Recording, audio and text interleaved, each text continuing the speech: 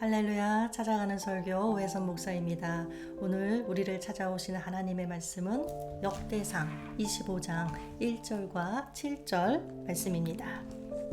다윗이 군대 지휘관들과 더불어 아삽과 헤만과 여두둔의 자손 중에서 구별하여 섬기게 하되 수금과 비파와 재금을 잡아 신령한 노래를 하게 하였으니 그 직무대로 일하는 자의 수요는 이러하니라. 그들과 모든 형제 곧 여호와 찬송하기를 배워 익숙한 자의 수요가 288명이라. 아멘. 하나님의 말씀이었습니다.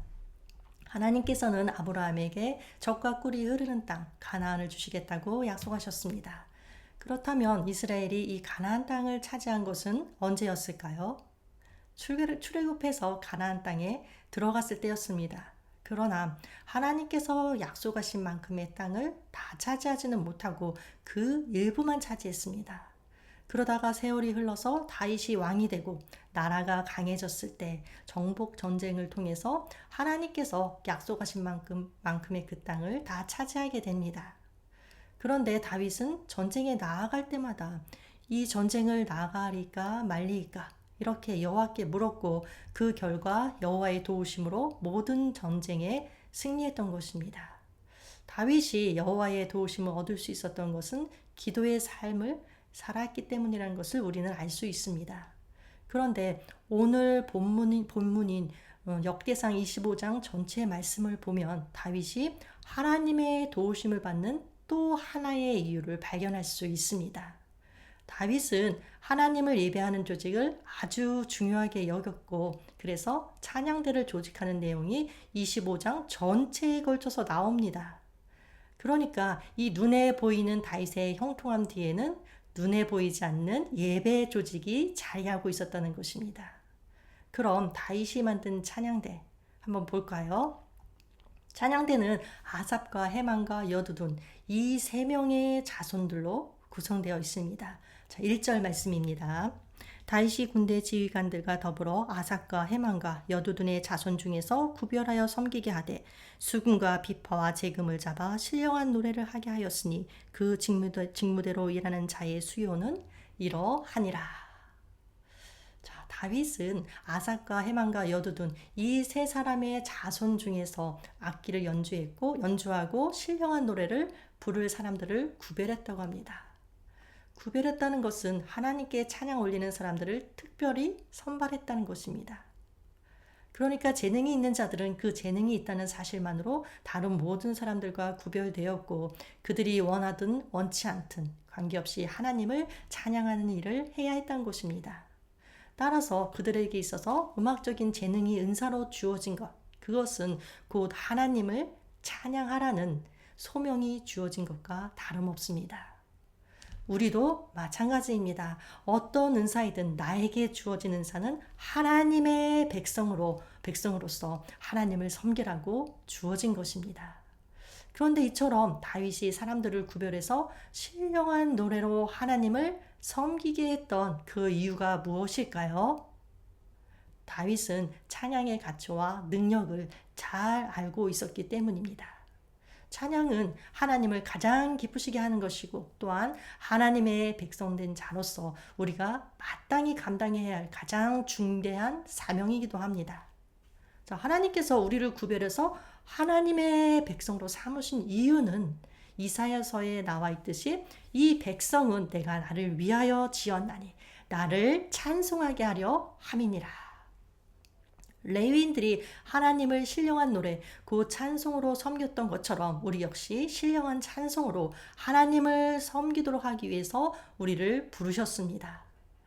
그런데 1절 맨 앞부분을 보니까 다윗이 군대 지휘관들과 더불어서 찬양대를 조직했다고 합니다. 찬양대를 조직함에 있어서 군대 지휘관이 등장하는 것, 조금 어색하죠? 그러나 조금만 생각을 돌려보십시오. 찬양대는 단순히 성전에서만 노래하는 자들이 아닙니다. 역대하 20장을 보면 이런 이야기가 나옵니다. 유다왕 여호사밧 시대에 적이 쳐들어왔습니다. 그런데 숫자적으로 상대도 안 되는 많은 적이었습니다. 이때 여호사밧 왕이 어떻게 하느냐? 전쟁에 나가는데 군대의 제일 앞에 누구를 세우는지 아십니까? 찬양대를 세웁니다. 그들에게 거룩한 예복을 입히고 맨 앞에 세운 다음에 찬양을 부르면서 행진하게 합니다. 그랬더니 어떤 일이 일어났느냐? 적들이 자기네끼리 마구 싸우더니 다 도망가고 결국 전쟁에서 승리하게 되었다는 이야기입니다. 어떻게 이런 일이 일어났을까요? 자, 하나님은 찬양 중에 거하시는 하나님이라고 하죠.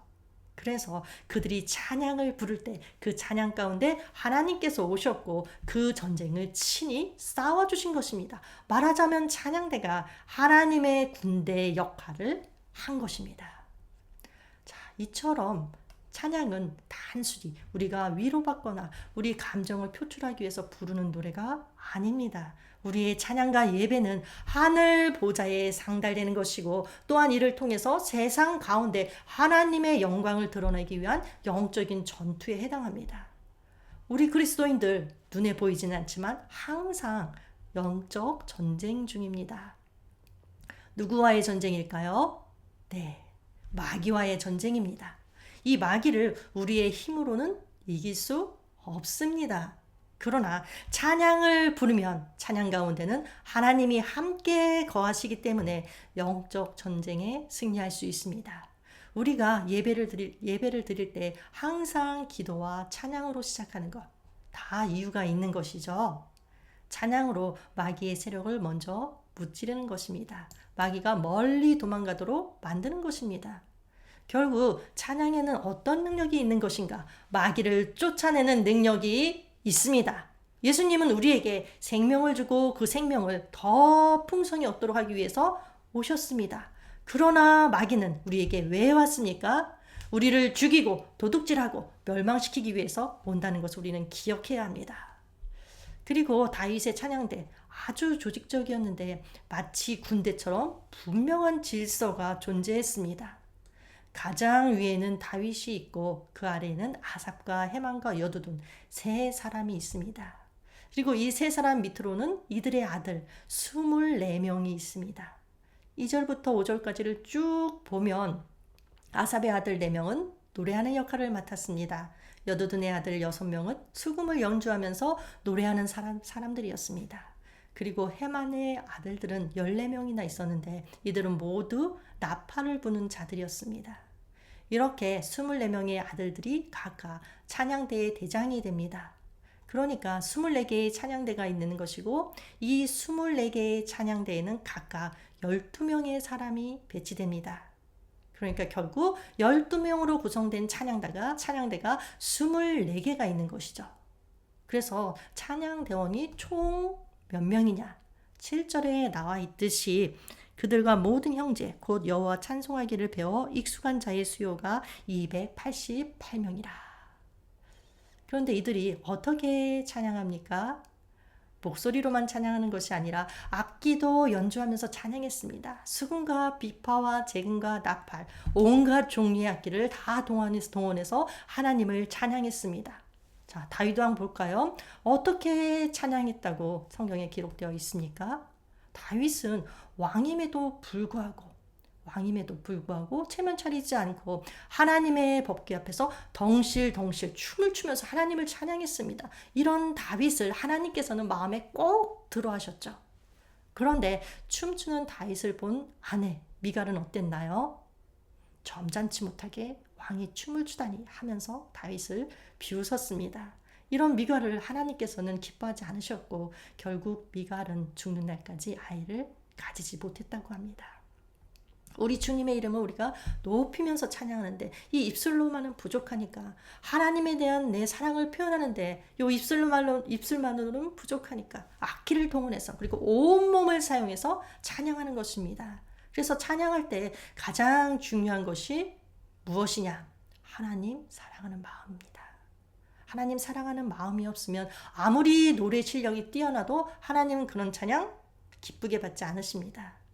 그러니까 찬양이라고 해서 다 똑같은 찬양이 아니라 하나님께서 기쁘게 받아주시는 찬양도 있고 그렇지 않은 찬양도 있다는 것입니다. 그런데 여러분 중에 나는 왠지 기도가 어렵다, 뭘 기도해야 할지 잘 모르겠다 하시는 분이 계실지도 모르겠습니다. 그럴 때 어떻게 하면 좋으냐? 찬양을 부르면 좋습니다. 주님 사랑하는 마음을 가지고 찬양을 부르면 그게 곧 하늘로 올라가는 기도가 됩니다. 왜냐하면 기도는 하나님께 올려드리는 거죠. 찬양도 결국은 하나님께 올려드리는 것입니다. 그런데 기도는 이 말로 올려드리는 것이고 찬양은 노래로 올려드리는 것입니다. 그러니까 찬양은 음악, 노래에 실어드리는 곡조 있는 기도입니다. 그래서 기도가 안 될 때 찬양을 부르면 어느새 기도가 되기 시작합니다. 이 찬양이 기도를 도와주는 거죠. 그리고 또 기도를 깊숙이 들어가서 하다 보면 나도 모르게 저절로 찬양이 나올 때가 있습니다. 기도하다가 찬양하게 되고 또 찬양하다가 기도하게 되는 거. 찬양과 기도가 서로 왔다 갔다 합니다. 왜냐하면 기도와 찬양은 크게 다른 것이 아니기 때문에 어느 정도 경지에 올라가면 서로 통하게 되기 때문에 그렇습니다. 성경에 기도하라는 말 아주 많이 나옵니다. 그러면 기도하라는 말과 찬양하라는 말 중에 어느 것이 더 많이 나올까요? 찬양하라는 말이 더 많이 나옵니다. 찬양이 중요하다는 말인데 왜 찬양이 그토록 중요할까요? 우리가 이 땅에서 누리는 것들 가운데 좋아하는 것들이 참 많습니다. 그런데 우리가 좋아하는 것들 천국 갈 때 가져갈까요? 아닙니다. 하나도 가져가지 않습니다. 천국에서는 다 필요 없는 것들입니다. 그런데 이 땅에서 하는 것 가운데 천국에 가져가는 게 있습니다. 천국 가서도 계속하는 것이 있습니다. 그게 뭘까요? 예배입니다. 천국에 가면 하나님과 얼굴을 마주하고 함께 살면서 날마다 하나님을 예배합니다. 그런데 예배 가운데서도 가장 많은 비중을 차지하는 것이 바로 찬양입니다. 그래서 천국 백성이라면 하나님께 찬양 올려드리는 것을 굉장히 즐거워하게 되어 있습니다.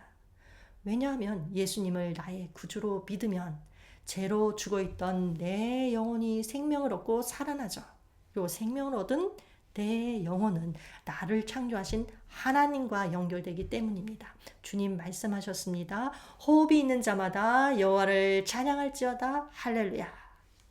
자, 그러나 주님을 찬송하면서 같은 이 입으로 좋지 않은 말, 나쁜 말을 할 때가 얼마나 많은지 모릅니다. 주님께서는 말씀하셨습니다. 자, 이렇게 말씀하셨죠. 한 입에서 찬송과 저주가 나오는도다. 내 형제들아 이것이 마땅하지 아니하니라. 샘이 한 구멍으로 어찌 단물과 쓴물을 내겠느냐. 아무리 마음을 다해 주님을 찬양한다 할지라도 내 입술이 정결하지 못하면 그 찬송은 거짓이라고 말씀하시는 것입니다. 그것은 샘이 한 구멍으로 단물과 쓴물을 내지 못하는 것과 같은 이치라고 말씀하고 계세요. 그래서 결국 찬양이란 단지 입술로만 드리는 것이 아니라 나의 전 삶을 드려야 하는 것입니다. 입술로만 드리는 찬양은 진정한 의미에서 찬양이라고 할 수 없습니다. 그것은 무의미한 언어의 나열에 불과합니다. 하나님 받으시는 진정한 의미의 찬양은 하나님께 내가 드리는 삶, 그 자체가 진정한 찬양입니다. 그래서 사도 바울 빌립보 교회의 교인들에게 이렇게 말하죠. 예수 그리스도로 말미암아 의의 열매가 가득하여 하나님의 영광과 찬송이 되기를 원하노라. 의의 열매가 가득한 그런 삶 자체가 하나님을 향한 찬송이 되기를 원한다고 합니다. 그런데 어쩌면 진실한 삶의 고백 없이 그저 흥겨운 멜로디에 도취되어서 노래를 부르고 그것으로 찬양을 했다고 생각할지도 모르겠습니다. 그러나 과연 하나님께서 그러한 찬양을 받으실까? 거룩한 삶의 결단도 없는 입술의 말에 하나님께서 속으실까? 결코 그렇지 않으실 것입니다. 오히려 그들을 책망하시고 그들의 거짓됨과 가증함을 밝히 드러내실 것입니다. 사도 바울은 이렇게 말합니다. 그 기쁘신 뜻대로 우리를 예정하사 예수 그리스도로 말미암아 자기 아들들이 되게 하셨으니 이는 그가 사랑하시는 자 안에서 우리에게 거저 주시는 바 그의 은혜의 영광을 찬송하게 하려는 것이라. 자, 말씀이 좀 긴데 이런 말씀입니다. 왜 우리를 하나님의 아들들이 되게 하셨느냐? 하나님의 은혜의 영광을 찬송하게 하려는 것이다. 따라서 우리 어떻게 살아야 할까요? 삶 그 자체에 찌들어서 무감각하고 무감동적인 삶을 살 것이 아니라 하나님이 우리를 부르신 목적, 또 하나님께서 우리를 위해 베푸신 그 구원의 은총을 기억해야 합니다. 기억하고 하나님께 대한 감사와 찬양으로 가득 채워진 삶을 살아가야 합니다. 만일 하나님을 찬양하는 삶을 살아가지 않는다. 그것은 우리를 부르신 부르심의 목적에 부합하지 않는 무가치한 삶을 사는 것입니다. 물론 때로 우리의 인생, 우리의 삶이 도저히 찬양할 수 없는 고통과 슬픔의 골짜기에 빠져 있을 때도 있습니다. 하지만 그곳에서도 하나님을 바라보고 이제껏 베푸신 큰 은혜와 사랑, 그리고 앞으로 우리에게 내리실 놀라운 축복을 바라본다면 우리는 능히 하나님을 찬양할 수 있을 것입니다.